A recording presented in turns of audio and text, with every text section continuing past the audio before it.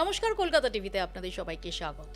এর মধ্যে রাজ্যে পালাবদল হয়ে গেছে। 207 আসন নিয়ে বিজেপি প্রথমবারের জন্য বাংলায় সরকার গঠন করেছে। সেই 207 সংখ্যাটা বেড়ে 208 হয়েছে, কারণ ফলতা বিধানসভায় যেখানে পুনর্নির্বাচন হয়েছে এবং সেই পুনর্নির্বাচনে বিপুল ভোটে জয়লাভ করেছেন বিজেপির প্রার্থী, অর্থাৎ 208 আসন নিয়ে কমফোর্টেবলি বিজেপি সরকার গঠন করেছে। মন্ত্রিসভা গঠন হওয়ার পরও কেটে গেছে সপ্তাহ দুয়েকেরও বেশি। এই মুহূর্তে মন্ত্রিসভায় আরও যারা নতুন মন্ত্রী হবেন সেই সম্প্রসারণের জন্য অপেক্ষা, নানান জল্পনা কল্পনা চলছে। আর তারই মধ্যে আমরা দেখতে পাচ্ছি যে একঝাঁক নতুন বিধায়ক তারা ইতিমধ্যেই এই নতুন জমানায় তাদের কাজ শুরু করে দিয়েছেন। তারা তাদের যে কেন্দ্র, সেই কেন্দ্র তো বটেই, তার পাশাপাশি আরও অনেকগুলো যেগুলো আশু অ্যাড্রেস করা দরকার সেখানে তারা ছুটে যাচ্ছেন। আমরা এই নতুন সরকারের যে দিশা, সেই দিশাটা বোঝার চেষ্টা করব এবং একই সঙ্গে এই তরুণ তুর্কি বিধায়ক যারা, তাদের সঙ্গে একটু পরিচয় করে নেব। আমার সঙ্গে আজকে এমন একজন রয়েছেন যিনি বেহালা পশ্চিম কেন্দ্র থেকে বিজেপি প্রার্থী হিসেবে জয়লাভ করেছেন, যিনি বিজেপির যুব মোর্চার প্রেসিডেন্ট এবং যিনি একজন প্রখ্যাত চিকিৎসকও। ডক্টর ইন্দ্রনীল খাঁ আমার সঙ্গে রয়েছেন। ইন্দ্রনীল, স্বাগত জানাই।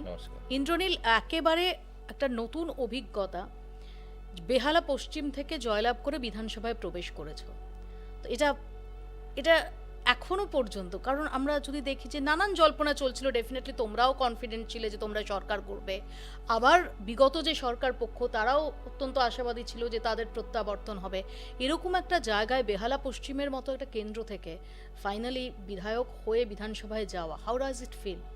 দেখুন, নির্বাচনের যখন প্রচার কর্মসূচি চলছিল তখন মানুষের মধ্যে যখন আমরা যাচ্ছিলাম, বিভিন্ন ডোর টু ডোর ক্যাম্পেন বা বিভিন্ন ধরুন আমাদের যখন র্যালিগুলো হচ্ছিল, যেটা আমি ফিল করতে পেরেছিলাম যে মানুষ যেভাবে করে ভারতীয় জনতা পার্টির প্রতি ভরসা রেখে এগিয়ে আসছেন, যারা জীবনে রাজনীতির সঙ্গে যুক্ত নয়, যারা ধরুন মানে কেউ হয়তো বিভিন্ন প্রফেশনে কাজ করে, সবাই প্রফেশনাল, তারা কেউ হয়তো আইটিতে ধরুন এই সেক্টর 5-এ কাজ করছেন, আইটি সেক্টরে, কেউ ওয়ার্ক ফ্রম হোম করছে, কেউ বিভিন্ন চিকিৎসক, কেউ হয়তো নার্স, তো কেউ বিভিন্ন ডাইমেনশনে যারা কাজ করছে, তারা দেখছিলাম ঘর থেকে বেরিয়ে আসছেন। যারা রিটায়ার্ড ধরুন গভর্নমেন্ট এমপ্লয়ি আছেন, যারা রিটায়ার্ড হয়ে গেছে, বা বয়োজ্যেষ্ঠরা বিভিন্ন কাজে তারা ছিলেন, এখন বয়োজ্যেষ্ঠ, সেই তারা দেখছিলাম যেভাবে করে বেরিয়ে আসছেন এবং ভারতীয় জনতা পার্টির প্রতি যে একটা খুব পজিটিভ লুকের সাথে আমাদেরকে অ্যাকসেপ্ট করছেন, সেটা দেখে আমার খুবই আশ্বস্ত ছিলাম যে এই নির্বাচনে মানুষের জয় হবে এবং মানুষ ভারতীয় জনতা পার্টিকেই ভরসা রেখে আগামী সরকার করবে। কিন্তু যে বেহালা পশ্চিমে তোমার যিনি প্রতিদ্বন্দ্বী ছিলেন তৃণমূল কংগ্রেসের রত্না চট্টোপাধ্যায়, যার একটা রাজনৈতিক ব্যাকগ্রাউন্ড আছে, পারিবারিকভাবেও তার রাজনৈতিক একটা ব্যাকগ্রাউন্ড রয়েছে, তাকে প্রায় 25,000-এর কাছাকাছি ভোটে পরাস্ত করা কতটা চ্যালেঞ্জ ছিল? দেখুন, পারিবারিক যে রাজনীতি, সেটাকে পশ্চিমবঙ্গের মানুষ বর্জন করে দিয়েছে। সে ব্যানার্জি পরিবার হোক, দাস পরিবার হোক, কোনো চট্টোপাধ্যায় পরিবার হোক, যাই হোক, কারণ মানুষ তাদের যে প্রায়োরিটিস, সেখানে স্বাস্থ্য, সেখানে শিক্ষা, এগুলো মানুষের প্রায়োরিটি হওয়া উচিত, চাকরি। কিন্তু দুর্ভাগ্য যে আমরা দেখছিলাম, যে এখনও দেখছি যে এর আগে যিনি মুখ্যমন্ত্রী ছিলেন, যিনি নিজেকে এখনও প্রাক্তন বলে মানতে নারাজ হয়ে আছেন, যিনি প্রাক্তন মানে এখনও ঠিক রিয়েলাইজ করতে পারছেন না তিনি এখন প্রাক্তন হয়ে গেছেন, তিনি এখন মানুষের ভোটে পরাস্ত হয়ে গেছেন, এখন তিনি তার পরিবারকে নিয়ে এখনও কনসার্ন। এই যে পরিবারের হতে পারে, প্রত্যেকে নিজের পরিবারকে নিয়ে কনসার্ন হতেই পারেন, কিন্তু শুধু রাজনীতি মানে শুধু তার পরিবার নিয়ন্ত্রণ করবে, সেখানে সাধারণ মানুষের অ্যাসপিরেশন, সাধারণ মানুষের ভিশন, সাজেশন, সেগুলোর কোনো স্থান থাকতে পারে না, এটা হয়। তো এই পরিবারবাদ যে রাজনীতি, যেটা সর্বভারতীয় ক্ষেত্রেও আপনারা দেখেছেন, সেটাও কিন্তু যে গান্ধী পরিবার একসময় পুরো ভারতবর্ষের দণ্ড প্রতাপ হয়ে কন্ট্রোল করতো, তো সেই রাজনীতি, সেই ডেফিনেশন কিন্তু আজকে চেঞ্জ হয়ে গেছে এবং প্রত্যেক মানুষ, যারা আমাদের ভারতবর্ষের যে কোনো ভারতবাসী আজকে স্বপ্ন দেখতে পারে, ভারতীয় জনতা পার্টি এমন একটা প্ল্যাটফর্ম যারা প্রত্যেক এখানে যে কোনো ভারতবাসীকে কিন্তু সেই সুযোগটা দিচ্ছে যে আগামী দিনে তারাও কেউ বিধায়ক হতে পারেন, তারাও কেউ সাংসদ হতে পারেন, তারাও কেউ দেশের মন্ত্রী, প্রধানমন্ত্রী হতে পারেন। যে কোনো পরিবার, নিজের পরিবার মানে পরিবারে কেউ রাজনীতি করছে বলে তবে তার জায়গা হবে, তার বা পরিবারে ভীষণ তারা ধনী পরিবার, সেই জন্য তাদের একটা পলিটিক্যাল ভীষণ ফিউচার থাকবে, সেই জিনিসটা কিন্তু ভারতীয় জনতা পার্টিতে নেই। ভারতীয় জনতা পার্টি একটা ইকুয়াল অপরচুনিটি, আপনি কাজ করুন, দেশের কথা ভাবুন, তা আপনার যে একটা কমিটমেন্ট পার্টির প্রতি, দেশের প্রতি, আমাদের বলা হয় যে আগে দেশের প্রতি কমিটমেন্ট, তারপর পার্টির প্রতি, nation first, party next, self last. তো সেই যে আমাদের যে একটা বলতে পারেন সেই ডেডিকেশন বা সেই প্রিন্সিপালে যারা চলছে তাদের কাছে, এবং সেটা আজকে ভারতবর্ষের বিশেষ করে যুব সমাজ, এবার দেখবেন যে ভোটেরও এই পশ্চিমবঙ্গের ভোটেও কিন্তু যুব সমাজ একটা বিশেষ ভূমিকা পালন করেছে। বিশেষ করে মিলেনিয়ালরা যারা জেনজি, তারা দেখেছেন যে যেভাবে করে দুর্নীতির বিরুদ্ধে ভোট দিয়েছে, অরাজকতার বিরুদ্ধে ভোট দিয়েছে, সিন্ডিকেটের বিরুদ্ধে ভোট দিয়েছে, বা আমাদের বোনেদের ওপর যেরকম হচ্ছিল কখনো কসবা ল কলেজ বা আজিকর মেডিকেল কলেজের ওপর, এই যে অন্যায় অরাজকতা তার বিরুদ্ধে মানুষ এগিয়ে এসছে এবং ভারতীয় জনতা পার্টিকে মানুষ ভরসা রেখেছে। ইন্দ্রনীল, আমাকে তাহলে একটা কথা বলো, যে এই যেহেতু যুবদের কথা তুমি বললে, তুমি নিজে যুব মোর্চার প্রেসিডেন্ট, এবং সেখানে দাঁড়িয়ে আমরা যদি দেখি যে এখন বেশ কিছু তৃণমূল কংগ্রেসের যুব মুখ বা তরুণ তুর্কি মুখ, তারা ভীষণ ডিসলিউশন তাদের পার্টি নিয়ে, তারা পার্টির বিরুদ্ধে তোপ দাগছেন, এবং অনেকে এটাকে এভাবে ইন্টারপ্রেট করছেন যে তারা ফ্রেন্ড রিকোয়েস্ট পাঠিয়ে যাচ্ছেন। তো তোমার অবস্থানটা কি? না না, দেখুন, ফ্রেন্ড রিকোয়েস্ট প্রত্যেকেই পাঠাতে পারেন, পশ্চিমবঙ্গের নাগরিক নিশ্চয়ই পাঠাতে পারেন, কিন্তু যারা বলেছিল যে 4 তারিখে দুপুর 12টার পর দেখে নেব, 4 তারিখে দুপুর 12টার পর ডিজে বাজাবো, কে কোথায় থাকে আমি দেখে নেব, কার বাবা কার মা, যে এই ধরনের যে কথাবার্তা, মানে এগুলো কুরুচিকর কথাবার্তা, থ্রেটনিং কথাবার্তা, এই যে থ্রেট কালচার, যেটা আমরা আজিকর কাণ্ডেও আমরা দেখেছি যে থ্রেট কালচারের একটা মানে দিনকে দিন একটা পুরো একটা সিন্ডিকেট মাফিয়া চলছিল, সেটা এদের যে তৃণমূলের যেটা সকল যুব ফেস, হ্যাঁ, তাদের সেটাও তো একটা পরিবার থেকে নিয়ন্ত্রিত ছিল। তারা সেই পরিবারকে খুশি করার জন্য এই থ্রেট কালচারটাকে অনেক বেশি বাড়াবা দিয়েছিল। এখন তারা ভাবতে পারছে না যে তারা ক্ষমতায় নেই, এটা দুর্ভাগ্য তাদের, কিন্তু এটা পশ্চিমবঙ্গের মানুষের কাছে সৌভাগ্য যে পশ্চিমবঙ্গের মানুষও এই থ্রেট কালচার থেকে মুক্তি পেয়েছে।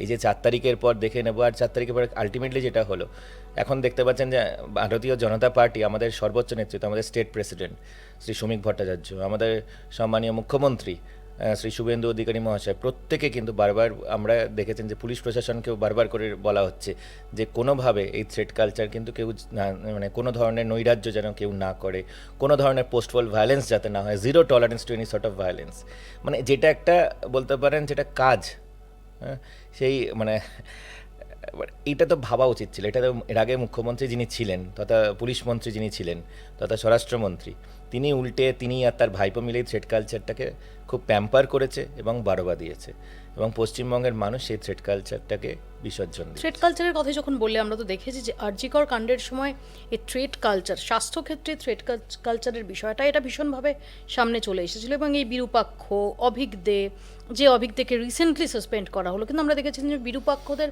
তাদের মোটামুটিভাবে আবার স্বমহিমায় তারা একটা জায়গা করে নেওয়ার মতো একটা পরিস্থিতিতে ছিল। ডেফিনেটলি পাবলিক পারসেপশনের কথা মাথায় রেখে অতটা না হয় তারা ফোরফ্রন্টে তাদের হয়তো অ্যালাউ করা হয়নি, কিন্তু এই সার্বিকভাবে থ্রেড কালচার বা এই থ্রেড সিন্ডিকেট সেটাকে ভাঙাটা, সেটা তারপরও আমরা সেভাবে দেখতে পাইনি। তুমি বিশেষ করে যেহেতু ডক্টর, এবং আমি জানি যে আজকেও বেলেঘাটার যে রোগী কল্যাণ সমিতি তার মিটিংয়ে তুমি ছিলে, এসএসকেএমে তুমি গেছিলে, এর আগেও একাধিক ক্ষেত্রে স্বাস্থ্যক্ষেত্রের একাধিক বৈঠকে তুমি গত কয়েকদিনে পার্টিসিপেট করেছো।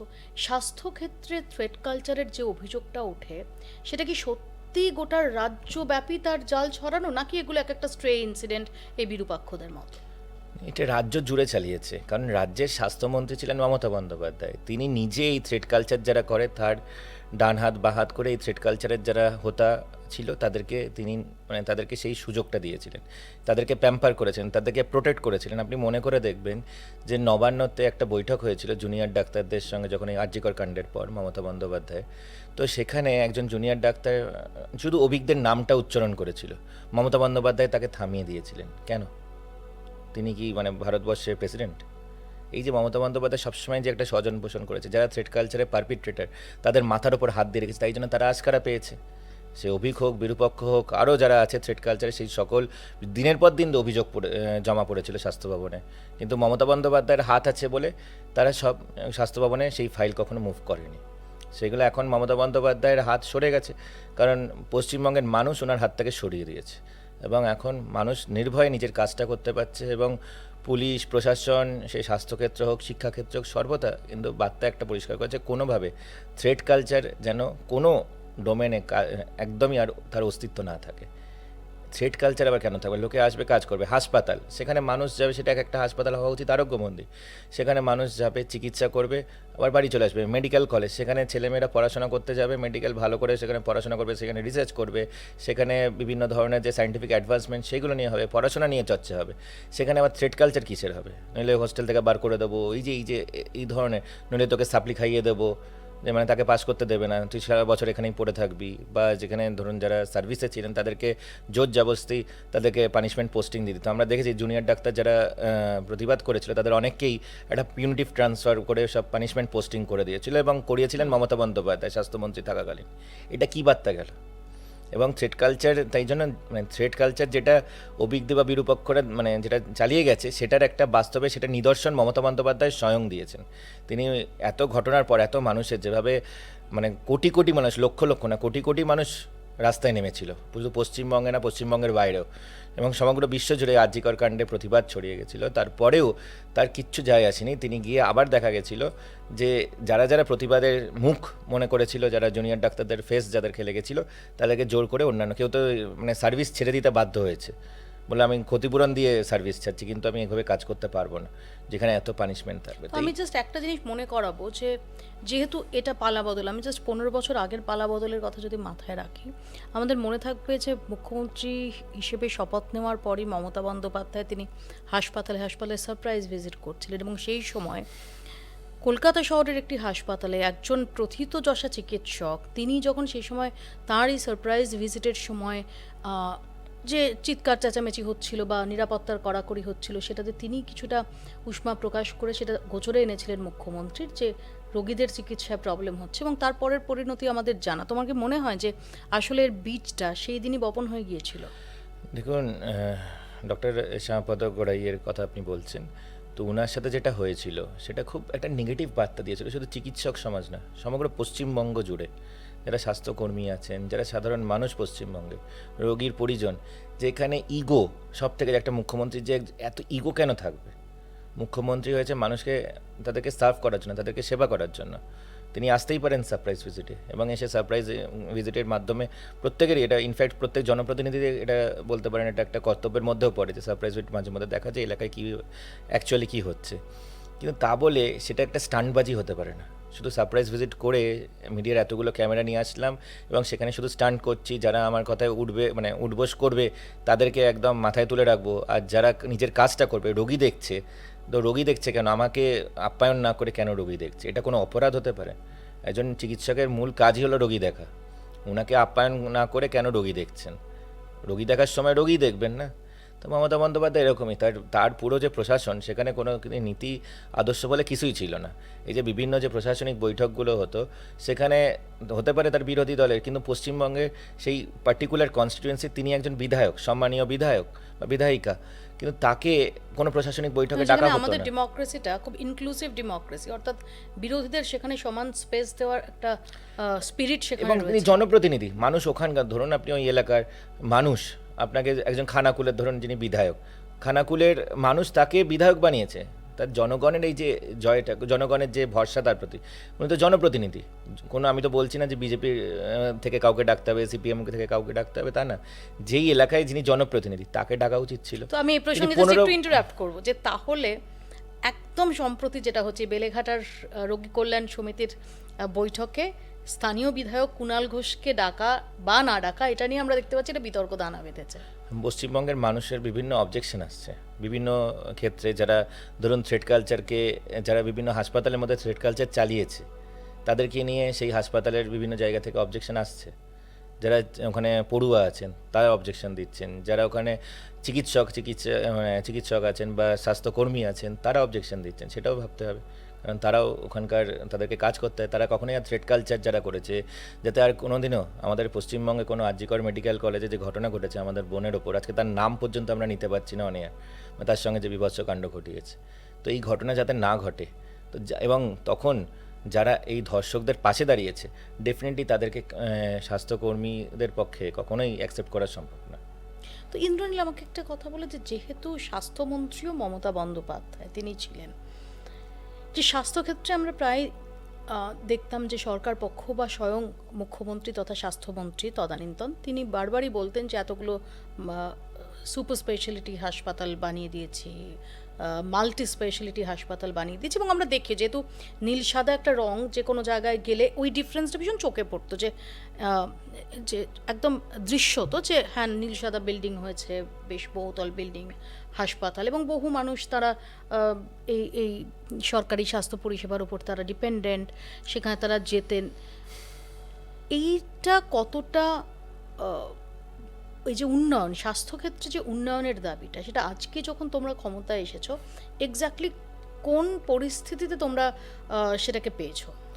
দেখুন, আমি বেহালা পশ্চিমের মানুষ আমাকে জনপ্রতিনিধি হিসেবে আমাকে সুযোগ দিয়েছেন, এবং নির্বাচনের পূর্বে বলুন বা তারপরেও মানুষের এখানকার পুরো আমার এলাকার মানুষের সব থেকে বড় এর এতদিন ধরে যেটা অভিযোগ ছিল, নির্বাচনের পূর্বে আমি যখনই কোনো মানুষের সঙ্গে ধরুন বিভিন্ন ধরনের আমাদের যে ক্যাম্পেনের, কখনো গৃহ সম্পর্ক করছি, কখনো বিভিন্ন জায়গায় যখন মিটিং করছি, সব মানুষ এগিয়ে এসে সবার আগে কিন্তু এটাই বলছে যে এখানে যে একটা নীল সাদা এত বড় বিল্ডিং বানিয়েছে তার ভেতরটা ফাঁকা, আপনারা সরকার এসে সবার আগে এটাকে ঠিক করুন।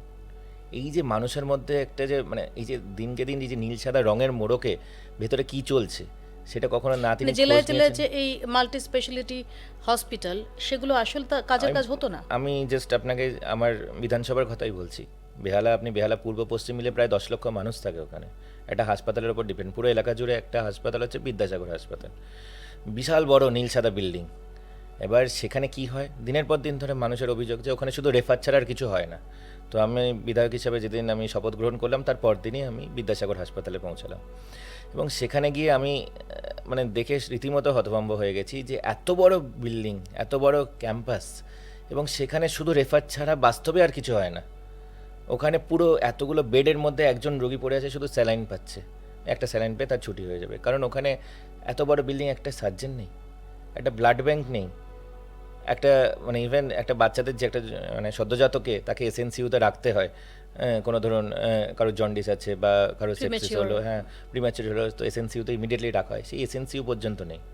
10 লক্ষ মানুষের পরিষেবা দেওয়ার কথা ওই হাসপাতাল। কারোর যদি হার্ট অ্যাটাক হয় সেখানে কার্ডিওর কোনো ব্যবস্থা নেই, ইমিডিয়েটলি তাকে ওখানে প্রথমে আসে, তারপর ওখানে আবার অ্যাম্বুলেন্স, এবং সেখানেও একটা দালাল রাজ চলে, বিভিন্ন ওখানে দালাল, নানা ধরনের সিন্ডিকেট ছিল। মানে সেগুলো মানে তারা এখন আমরা যখন ওখানে পৌঁছেছি এবং সরকার আসার পর 4 তারিখের পর থেকে তারা নিখোঁজ হয়ে গেছে, সেটা আর এক ব্যাপার।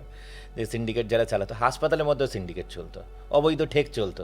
এই যে দিনের পর দিন মানুষ অভিযোগ করছে, বলছে কোনো অ্যাকশন হয়নি হাসপাতালে, সেখানে পরিষেবা তো ছেড়ে দিন, সেখানে শুধু অবৈধভাবে এসে ঠিক। এবং যার যদি হার্ট অ্যাটাক হতো তার ভাবুন ইমিডিয়েটলি তার থ্রম্বোলাইসিস দরকার, ইমিডিয়েটলি তার ধরুন একটা অ্যাঞ্জিওপ্লাস্টি দরকার আছে, তো সেইটা না হয়ে ওখানে মানুষ আসলো, 2 ঘন্টা ধরে পড়ে থাকে, তারপরে আবার একটা কখন অ্যাম্বুলেন্স এসে তাকে গিয়ে আবার এসে স্কেমে, সেখানে আবার ঘন্টার পর ঘন্টা অপেক্ষা করে, এবং আলটিমেটলি বহু মানুষ হার্ট অ্যাটাকে, যেখানে উনি হয়তো প্রপারলি টাইমে গোল্ডেন আওয়ারে চিকিৎসাটা হলে উনি প্রাণে বেঁচে যেতেন, তাদেরকে মৃত্যুবরণ করতে হয়েছে। এটা একটা মানে রূঢ় বাস্তব গত 15 বছর ধরে। তো এই দালাল রাজ, সিন্ডিকেট রাজ, এগুলো কি সত্যি তোমরা ক্ষমতায় আসার পর জাস্ট ম্যাজিকের মতো এগুলো হ্যান্ডেল করা সম্ভব হবে? কারণ এই যে ভাইসেসগুলো, এই ভাইসেসগুলো তো মানুষের মধ্যেই থাকে, এবং ডিপ রুটেড তৃণমূল কংগ্রেস না একটা পুরো ইকোনমি বানিয়েছে এই দালাল সিন্ডিকেট, এদের উপর ডিপেন্ড করে একটা পুরো ইকোনমি বানিয়ে নিয়েছে, ইকোসিস্টেম। সেটা কত বড় চ্যালেঞ্জ! সেটা একটা ডেফিনেটলি বিশাল বড় চ্যালেঞ্জ। এবং 4 তারিখের পর থেকে আমরা, যার জন্য দেখবেন আমাদের সম্মানীয় আমাদের স্টেট প্রেসিডেন্ট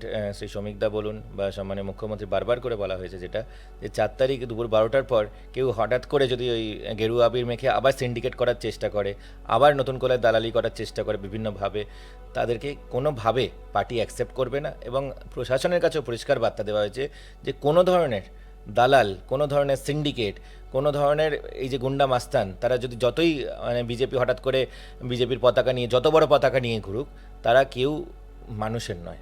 তাদেরকে ইমিডিয়েটলি তারা যদি আবার এই করার দুঃসাহস করে, এই যে মানুষের ধরুন আজকে অ্যাম্বুলেন্সের ওখানে বিশাল একটা সিন্ডিকেট অপারেট করতো, বিভিন্ন ধরনের যে ওখানে গ্রুপ ডি স্টাফের মাধ্যমে, বিভিন্ন জায়গায় মিউনিসিপ্যালিটি স্টাফের মাধ্যমে বিভিন্ন ধরনের সিন্ডিকেট আছে। সেই সিন্ডিকেটগুলো যদি করে তাহলে পরিবর্তন তো হবে না মানুষ। কারণ এই যে মানুষ চেয়েছে পরিষেবা, মানুষ চাই যে ধরুন সামনে বর্ষাকাল আসছে, যে ডেঙ্গির মতন মহামারী আকার ধারণ করে, যদিও এখানে এর আগে সরকার কী করতো, সেখানে তথ্য গোপন করতো, কোভিডও করতো, ডেঙ্গিতে অজানা জ্বর, হ্যাঁ এইসব ডেঙ্গি লেখা যাবে না, ডেঙ্গিকে ডেঙ্গি বলা যাবে না, এই যে অদ্ভুত। তো আমাদের এখানে পরিষ্কার করে মুখ্যমন্ত্রী এর আগের দিন মিটিংয়ে পরিষ্কার বলে দিয়েছেন কোনো তথ্য গোপন যেন না হয়। যদি ডেঙ্গি হয় তো ডেঙ্গিই লিখবেন, যদি কোভিড হয় তো কোভিডই লিখবেন। সেখানে কোনো আপনাদের ওপর কোনো ধরনের এই ধরনের অদ্ভুত প্রেশার এইসব যেগুলো করতে হয়েছে আপনাদের 15 বছর করবেন না। নির্ভয়ে নিজের কাজ করুন, ভয় আউট, ভরসা ইন, এবং নিশ্চিন্তে কাজ করুন। কিন্তু এই ডেঙ্গির যে সিজন আছে সেটার জন্য ইমিডিয়েটলি ধরুন এখন মিউনিসিপ্যালিটি বা কর্পোরেশন এলাকায় বিভিন্ন ধরনের নানা ধরনের যে ভেক্টর কন্ট্রোল মেজার্স নেওয়ার কথা, সেই নেওয়ার জন্য যারা কর্মী আছে, কিন্তু সেখানেও একটা সিন্ডিকেট অপারেট করে। এই সব যে বিভিন্ন যে সিন্ডিকেটগুলো চালিয়ে গেছে, এদেরকে কোনোভাবে আমরা অ্যাকসেপ্ট করতে পারি না, কারণ এরা মানুষকে বঞ্চিত রেখেছে, মানুষের ক্ষয়ক্ষতি করে গেছে। সে তৃণমূল সবুজ আবির মেখে করে গেছে, এবং সেখানে দুর্ভাগ্য যে এর আগের যে রাজ্যের মুখ্যমন্ত্রী বা তাদের স্বরাষ্ট্রমন্ত্রী সহ পুরো তৃণমূল কংগ্রেস দলটা এটাকে মানে এদেরকে বিভিন্নভাবে পোষণ করেছে, বিভিন্নভাবে এই সিন্ডিকেটগুলোর ওপর পৃষ্ঠপোষকতা করেছে, যার জন্য এরা এত মাথাচাড়া দিয়েছে এবং ওরা ভাবতেই পারে না যে মানে সিন্ডিকেট ছাড়া এদের চলতে পারে, এবং বিভিন্ন ধরনের লোককে উদ্বৃত্তদের দিয়ে ভরিয়ে দিয়েছে। কোথাও দেখবেন মাঝে মাঝে দেখতেন না যে বোমা তৈরি হচ্ছে, কোনো একটা বাড়ির ছাদ উড়ে যাচ্ছে, একজন অনেক ক্ষেত্রে দেখেছি আমাদের মানে বাচ্চারাও সেখানে প্রাণ হারিয়েছে, বারবার হয়েছে এরকম ঘটনা। এই যে বোমা শিল্প, এগুলো এই উদ্বৃত্তরাই করছে, সিন্ডিকেট যারা চালাচ্ছিল তারা বোমা বানাচ্ছে লোককে ভয় দেখানোর জন্য, মাঝে মাঝে সেই বোমাতে নিজেরাও প্রাণ হারায়। এই পরিস্থিতি ছিল। তো এই পরিস্থিতি কোনোভাবে রাখা যাবে না, এবং পুলিশ প্রশাসনকে পরিষ্কার নির্দেশ দেওয়া আছে সরকারের তরফ থেকে যে কোনো গুন্ডা মাস্তানি সিন্ডিকেট জোর জুলুম তোলাবাজি সঙ্গে আপনাদের জিরো টলারেন্স নীতি নিতে হবে, যেই করুক ইমিডিয়েটলি তাকে তুলতে হবে। সে তৃণমূলের কাউন্সিলর হোক আর যেই হোক, সদ্য হঠাৎ করে কেউ গেরুয়া আবির নিয়েও যদি করুক, তাদেরকে ইমিডিয়েটলি যেন তোলা হয়। কোনোভাবে মানুষের জনজীবনকে বিপর্যস্ত করার কোনো সুযোগ দেওয়া হবে না। এই স্বাস্থ্যসাথী আর আয়ুষ্মান নিয়ে যে বিতর্ক এতদিন অবধি চলছিল, আমরা তো এই মুহূর্তে দাঁড়িয়ে দেখছি যে আয়ুষ্মান ভারত সেই প্রকল্পটা চালু হচ্ছে, এবং ততদিন অবধি স্বাস্থ্যসাথী সেই স্বাস্থ্যসাথীটাও অ্যাক্টিভ রাখা হয়েছে যাতে ইন বিটুইন কেউ বিপদে না পড়েন। এই স্বাস্থ্যসাথী আর আয়ুষ্মানের মধ্যে আমরা তুলনামূলক আলোচনা, বিভিন্ন ভার্সন এত রকম শুনেছি, তার কোনো শেষ নেই। অ্যাকচুয়ালি কী হতে চলেছে? আয়ুষ্মান ভারত প্রকল্প চালু হলে স্বাস্থ্যসাথীর পরিবর্তে ঠিক কোন 1, 2, 3 করে কোন জায়গাগুলো বেটার হবে দেখুন তোমাদের দাবি মতো? না, আমাদের দাবি না, এটা বাস্তব অভিজ্ঞতা।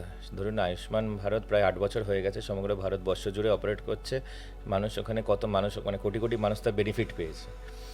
তো এখানেও যারা ধরুন স্বাস্থ্যসাথী অলরেডি কার্ড আছে তাদেরকে ওখানে মানে ইনফ্যাক্ট এটাও বলা হয়েছে যে কোনোভাবে পরিষেবা যাতে ব্যাহত না হয়, যাতে এই যে ট্রানজিশন টাইমটা তাতে কোনো মানুষের অসুবিধা না হয়। প্রথম এক দুদিন একটু কনফিউশন কোনো জায়গায় অনেক তৈরি জায়গায় হয়েছিল, কনফিউশন ছিল, কিন্তু তোমাদের তরফ থেকে এবং মুখ্যমন্ত্রী নিজে সেটা প্রেস কনফারেন্স করে পুরো ক্লিয়ার করে দিয়েছেন, এবং তিনি পরিষ্কার বলে দিয়েছেন যে যারা মানে কোনো মানুষের যেন, রোগীর কোনো পরিষেবায় যেন কোনো বিঘ্ন না ঘটে। কিন্তু এই ট্রানজিশনের পরে যাদের আয়ুষ্মান, যখন কার্ডটা আপনার আয়ুষ্মান ভারত, দু ধরনের, একটা তো সরকারেরও একটা ভাবতে হবে। ভাবুন যে আগে এই 60% এই যে ধরুন স্বাস্থ্যসাথীর জন্য যে ব্যয়টা আছে, বা সেটা সরকারকে, পুরো স্টেট গভর্নমেন্টকে নিতে হতো। আমাদের স্টেটের যে কী অবস্থা ফাইন্যান্সের আপনারাও জানেন, প্রায় 8 লক্ষ কোটি টাকা মাথার ওপর ঋণের বোঝা।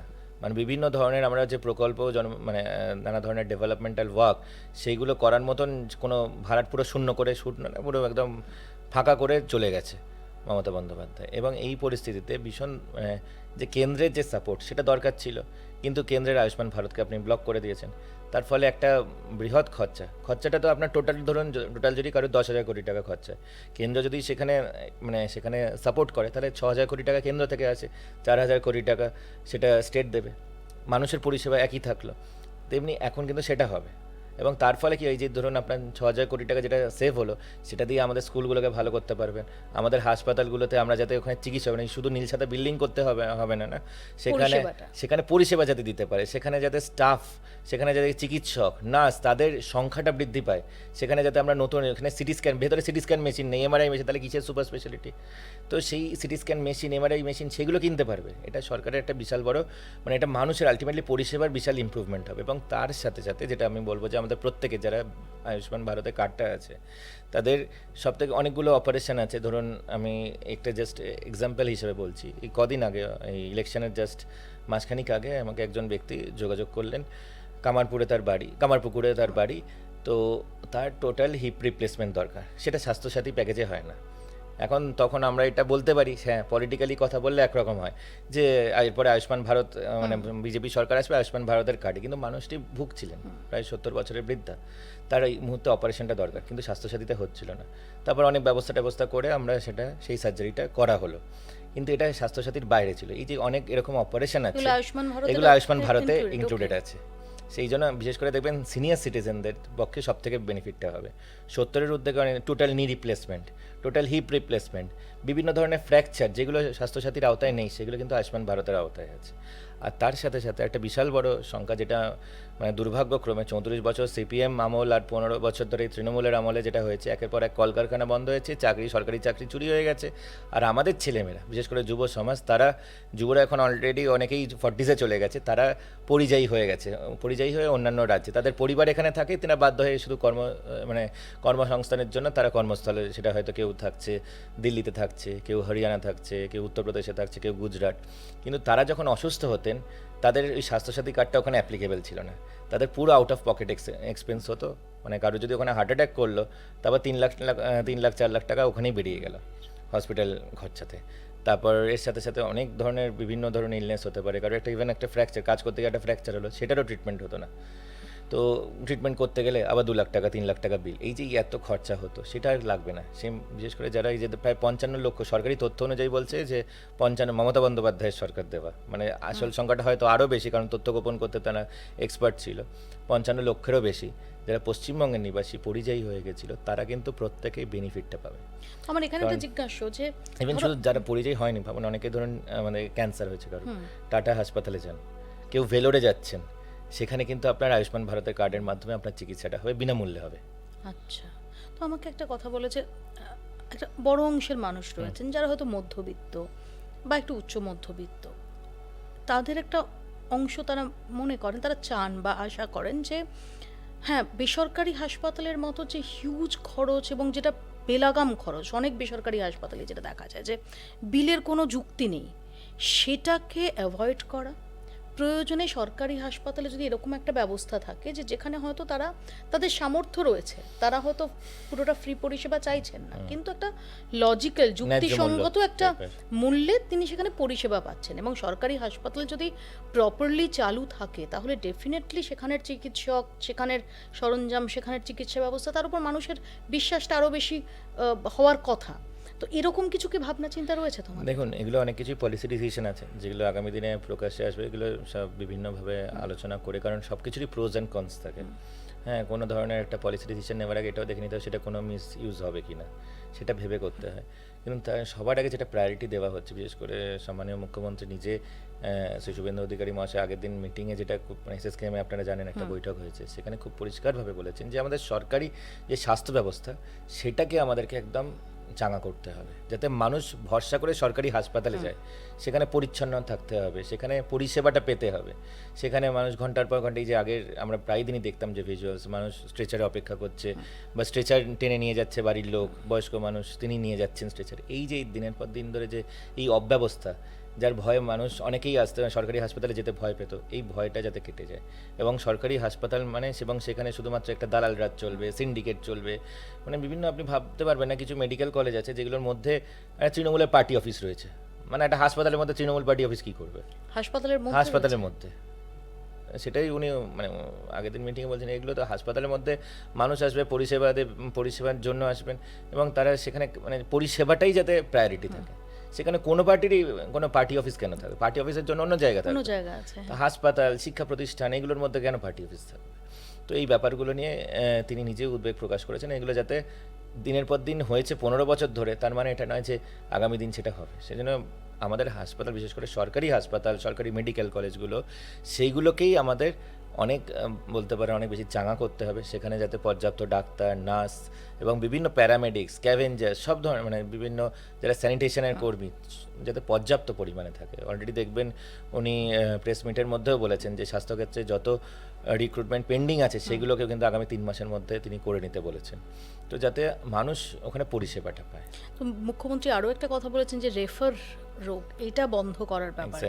রেফার রোগ বন্ধ করার ব্যাপারে আমরা আগেও অনেক চর্চা দেখেছি, কিন্তু ফাইনালি কাজ হয়নি। সেই আমরা দেখেছি যে রুগী ফিরিয়ে দেওয়া হচ্ছে, মুমূর্ষু রুগী ফিরিয়ে দেওয়া হচ্ছে, এটা কি সত্যি আটকানো যাবে? রেফার রোগ কেন হচ্ছিল সেটা মানে সেই কজটা উনি সেদিন মিটিংয়ের মধ্যে চর্চা করেছে, কারণ বিভিন্ন যে হাসপাতালে যে নীলসাদা বিল্ডিং বানিয়েছে, বিশেষ করে বিভিন্ন জেলাতে বিভিন্ন সাব ডিভিশনে, সেইগুলোর মধ্যে কোনো পরিষেবা হয় না, তাই জন্য রেফার হয়। ওখানে ডাক্তারই নেই, যে আমি বললাম ধরুন বিদ্যাসাগর হাসপাতাল আমার নিজের বিধানসভায়, সেখানে একজন সার্জন নেই, অর্থোপেডিক্সের কোনো ডাক্তার নেই, কেউ হাত ভাঙলে তাকেও রেফার করতে হয়, রেফার করে সে তাকে ওখান থেকে পিজি পাঠানো যায়। খাস বেহালার বুকে এটা হচ্ছে, কলকাতার বুকে। তো এটা গ্রামে আরও বীভৎস খারাপ অবস্থা হচ্ছে। তো আমাদের যে পুরো যে পেরিফেরাল, যে মানে এই যে ডিসেন্ট্রালাইজেশন, বিকেন্দ্রীকরণ, এটা করতে মানে বিশেষ জোর দেওয়া হচ্ছে, যাতে আমাদের পেরিফেরাল যে মেডিকেল কলেজগুলো আছে, ধরুন ঝাড়গ্রামে যে মেডিকেল কলেজ আছে, পুরুলিয়াতে যে মেডিকেল কলেজ আছে, বাঁকুড়াতে যে মেডিকেল কলেজ আছে, সেখানেও যাতে পর্যাপ্ত ফেসিলিটিস, সেখানে যাতে আমরা যদি মাল্টি স্পেশালিটিস পাই, সেখানে যদি আমরা সেখানে যদি ক্যান্সার, হার্ট অ্যাটাক এগুলোর চিকিৎসা হয়, স্ট্রোকের চিকিৎসা, তাহলে এত মানুষকে কিন্তু মানে শয়ে শয়ে কিলোমিটার, কোথাও হয়তো 300 কিলোমিটার, কেউ 400 কিলোমিটার অ্যাম্বুলেন্সে করে এসএসকেএমে অপেক্ষা করছে। এই জিনিসটা কিন্তু আসবে না। সেই জন্য টোটাল যে চিকিৎসা ব্যবস্থা, যাতে আমাদের বিভিন্ন যে সুপার স্পেশালিটি হাসপাতাল, মাল্টি স্পেশালিটি হাসপাতাল যেগুলো আছে, সেখানে যাতে পর্যাপ্ত চিকিৎসক থাকে, পর্যাপ্ত স্বাস্থ্যকর্মী থাকে। So that is the priority.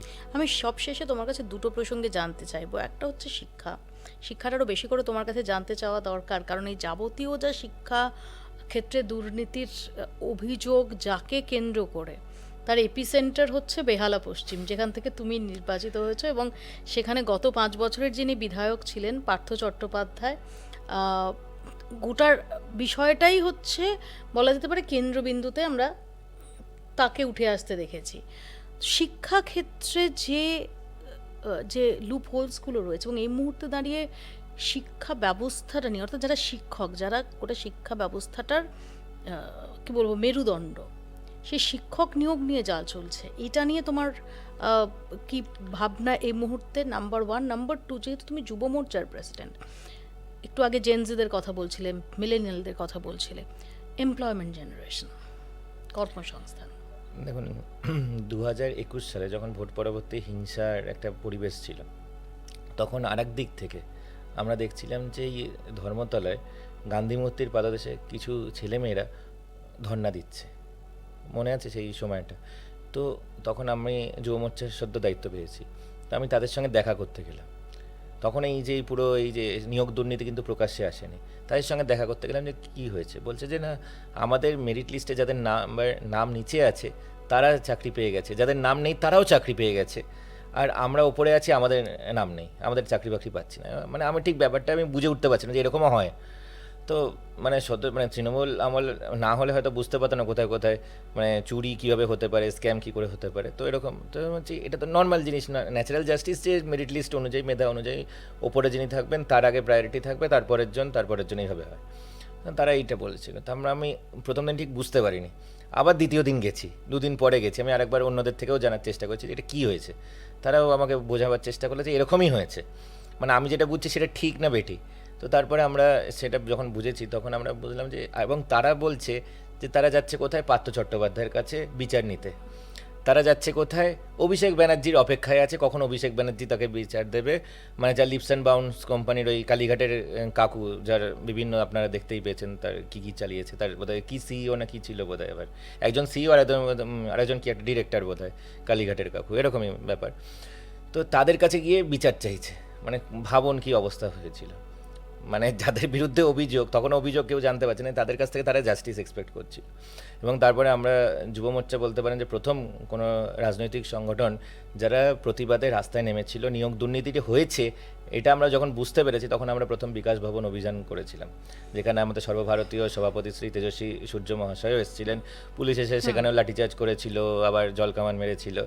এবং তার কদিন বাদে যখন ইনভেস্টিগেশনটা শুরু হলো, মানে সম্মানীয় কোর্টের নির্দেশে, তখন দেখা গেল এটা মানে এত বড় দুর্নীতি যে কোটি কোটি টাকা, মানে শত শত কোটি টাকা তছরূপ হয়েছে, এবং মেধাকে যেভাবে করে মানে জুতোর তলায় দাবিয়ে রেখে চালিয়েছে। এবং এটা পুরো তৃণমূলে শুধুমাত্র পার্থ চট্টোপাধ্যায় নয়, বিভিন্ন ধরনের তৃণমূলের এমএলএ, যুব নেতা, কুচো নেতা, কুন্তল, শান্তনু, প্রাতিষ্ঠানিক দুর্নীতি। সেখানে পুলিশ প্রশাসনও কারা কারা যুক্ত আছে, যারা ওই বোর্ডে বসে আছে তারাও যুক্ত আছে। মানে এতগুলো লোক মিলে দিনের পর দিন ধরে লুটপাট চালাচ্ছে, এবং সেটা হতে দিয়েছে কারণ সরকার যেহেতু তার, এবং তারা ভাবছে যে তারা মানে ক্ষমতা কখনো চিরস্থায়ী হয় না, সেটা ভুলে গেছিলো তারা।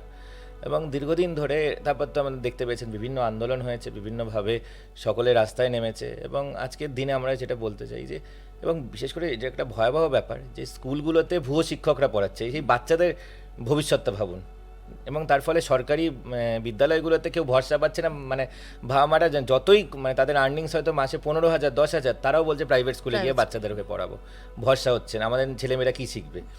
তো এই যে একটা মানে ভয়াবহ পরিস্থিতি স্কুলগুলোর মধ্যে হয়েছিল, তো সেই পরিস্থিতি থেকেও কিন্তু এখন পরিবর্তন দরকার এবং মেধাটাই ভিত্তি হবে, মেধাকেই আমাদের প্রায়োরিটি দিতে হবে এবং মেধা তালিকা অনুযায়ী কিন্তু আগামী দিনে নিয়োগ এবং স্বচ্ছ নিয়োগ হবে। দেখতে পেয়েছেন যে অলরেডি ওএমআর শিটগুলো সেগুলো সবসময় পাবলিশ করে দিতে বলেছে, কারণ এখানে লুকোচুরির আর কোনো ব্যাপার নেই। দিনে যারা চুরি করতে তাদের লুকোচুরি করতে হয়, আর যেখানে আমরা চাইছি Transparency স্বচ্ছতা, থাকবে, দেখা যাবে। ডেফিনেটলি মানুষ দেখতে পাবে এটা আমারই ওএমআর শিট। তো এই ওএমআর শিট ট্যাম্পারিং হবে এবং এটা শুধুমাত্র শিক্ষা মানে নিয়োগের ক্ষেত্রে, এসএসসির ক্ষেত্রে দেখেছেন, এরকম আরও অনেক জায়গায় হয়েছে। জয়েন্ট এন্ট্রেন্সেও একটা স্ক্যাম হয়েছিল, যে মানে ইভেন মেডিকেল এন্ট্রেন্সে, যেটা সম্মানীয় কোর্টে স্ক্যাম ওটা হয়েছে সেটাও প্রুভড হয়েছিল, কিন্তু তখন সরকার সেটাকে বিভিন্নভাবে অনেক মিডিয়া সেটাকে যেহেতু সাপ্রেস করে দিয়েছিল, সেটা কিন্তু প্রকাশ্যে আসেনি। সেখানেও কিন্তু অনেক ছেলে মেয়ে যে তারা হয়তো ডাক্তার হতে পারতো কিন্তু তারা চান্সটা পায়নি। সেটা সম্মানীয় হাইকোর্টেরও সেই একটা পর্যবেক্ষণ আছে, কিন্তু কারণ অনেক দেরি করে সেটা কোর্টে যখন ভাইটাল ভার্ডিক্টটা এসেছিল। তো এরকম করে বিভিন্ন আরও অন্যান্য অনেক ক্ষেত্রে হয়েছিল। তো এই যে পরিবেশ, এটা থেকে পরিবর্তন হবে এবং সরকার যেভাবে জিরো টলারেন্স টু ক্রাইম যেমন বলেছি, আমরা জিরো টলারেন্স টু করাপশন, কোনোভাবে প্রতিষ্ঠানকে ব্যবহার করে যারা দুর্নীতি করছে, প্রতিষ্ঠানকে যারা ব্যবহার না করেও দুর্নীতি করতে দেবে না, আর প্রতিষ্ঠানকে ব্যবহার করে দুর্নীতি করবে এই দুঃসাহস কারোর হবে না, সেই ব্যবস্থাই সরকার নেবে। আমার লাস্ট প্রশ্ন, আমি জানি যে ডেফিনেটলি বিজেপি একটা অত্যন্ত ডিসিপ্লিন রেজিমেন্টের একটা দল, কাজেই সরাসরি তোমায় সেই প্রশ্নটা করব না, কিন্তু মোটামুটিভাবে ধরো স্বাস্থ্যমন্ত্রীর দায়িত্ব, যেহেতু একাধিক আমরা জানি যে চিকিৎসক তারা নির্বাচিত হয়েছেন, কোথাও কি মনে হয় যে স্বাস্থ্যক্ষেত্র এমনই একটা সেখানে একটা নির্দিষ্ট একটা ক্ষেত্র, সেখানে স্বাস্থ্য দফতরের দায়িত্বে কোনো চিকিৎসক তার থাকাটা বেটার? দেখুন, সরকার ভারতীয় জনতা পার্টির, এবং এখানে আমাদের যেরকমভাবে হয় সরকার, এখানে ব্যক্তি নির্ভর রাজনীতি কিন্তু হয় না, যে মমতা বন্দ্যোপাধ্যায়, অভিষেক বন্দ্যোপাধ্যায় ঠিক করে বাকিরা সবাই মানে একটাই পোস্ট, বাকি সব ল্যাম্প পোস্ট বলে নয়। এখানে আমাদের সকল বিধায়ক, যারা জনপ্রতিনিধি আছে, যারা সাংসদ আছেন, যারা আমাদের পার্টির বিভিন্ন দলের যারা কার্যকর্তারা আছে, তাদের ফিডব্যাকও আসে, সব মিলিয়েই কিন্তু আমাদের বিভিন্ন যে দপ্তরে যে কাজ হবে সবাইকে মানে, কারণ সকলের তার মধ্যে কিন্তু পার্টিসিপেশন থাকবে এবং সরকারের দল আলাদা চলবে এবং সরকারের মধ্যে নানা ধরনের মানুষ এবং সাধারণ মানুষের তাদেরও কিন্তু পার্টিসিপেশন থাকবে। দেখবেন শ্রী শুভেন্দু অধিকারী মহাশয়, আমাদের সম্মানীয় মুখ্যমন্ত্রী, তিনি অলরেডি জনতার দরবারের মাধ্যম দিয়ে তিনি কিন্তু মানুষের বিভিন্ন ফিডব্যাক নিচ্ছে বিভিন্ন দপ্তরের, সুতরাং সেটা আমাদের প্রত্যেকটা দপ্তরের কাজের মধ্যেও সেটা প্রতিফলিত হবে। Indranil, thank you so much এবং অনেক অনেক অভিনন্দন আরও একবার, এবং ভবিষ্যতের জন্য অনেক শুভেচ্ছা। ধন্যবাদ। Thank you.